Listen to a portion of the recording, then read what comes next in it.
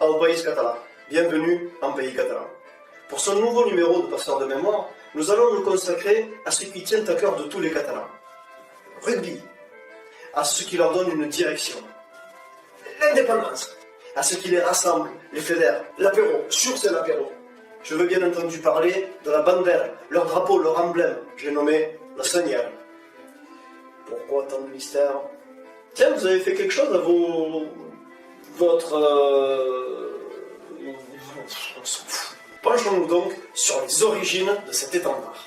C'est au début du IXe siècle que prend naissance la nation catalane, avec sa langue, sa culture et les traditions qui les accompagneront.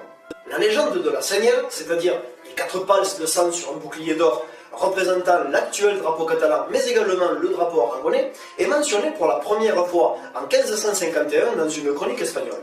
Ah ouais, 7 siècles! Ah, ils ont été vifs sur ce coup-là. Cette légende attribue l'institution du drapeau catalan à Guifré el Pilós, entendre Guifred le Velu, et au roi de France Charles le Chauve. C'est à Ria, anciennement Aria, que naît vers 840 Guifred le Velu, comte de Cerdagne et d'Urgell, puis nommé comte de Barcelone et de Gérone en 878, au concile de Troyes, quand Louis le Bègue est couronné roi des Francs. Les anciens Francs. Oui, non, parce qu'il y a eu les anciens, puis après les nouveaux... Les anciens Francs. Oui, alors, vous la bouclez. L'époque se veut religieuse, et c'est à Guifred le Velu que l'on doit notamment le développement de la plaine de Vic et de ses ligatanes. On en parle des ligatanes ou pas? C'est juste un cauchemar, je vais me réveiller. On lui doit donc le développement de la plaine de Vic et la création du comté d'Ossone, le rétablissement des évêchés, avec la création des abbayes de Santa Maria de Ripoll où il repose, et San Juan de los Abades. Au final, son territoire, ça donne ça. Non, mais avec un CV pareil, moi je vous engage à vous rapprocher des agences d'intérim, ils auront peut-être un petit boulot dans le bâtiment à vous proposer.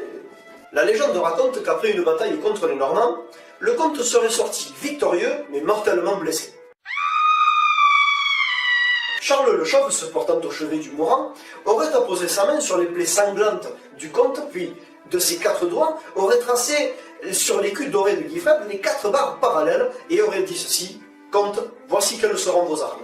Et c'est ainsi que, selon la légende, Guifred le Velu serait devenu le père de la patrie catalane. Mais dis-moi, ce serait pas un petit peu des conneries cette histoire? En effet, une autre légende raconte que ce serait en affrontant un rival franc nommé Salomon que Guifred aurait été blessé. Allez, dis-nous la vérité, petit chénopan, va.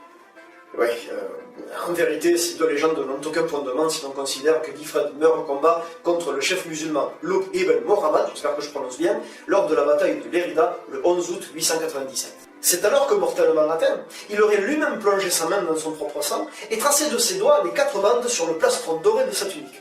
Mais en réalité, on ne connaît pas très bien les origines du drapeau sangué or. On sait juste qu'il compte parmi les plus anciens d'Europe et que son origine remonterait vraisemblablement au premier âge de l'apparition des héraldiques. Les drapeaux apparaissent lors des batailles des Catalans contre les Normands et servent alors aux armées à se distinguer entre elles. Et accessoirement, leur évite de se foutre sur la gueule entre soldats de la même armée.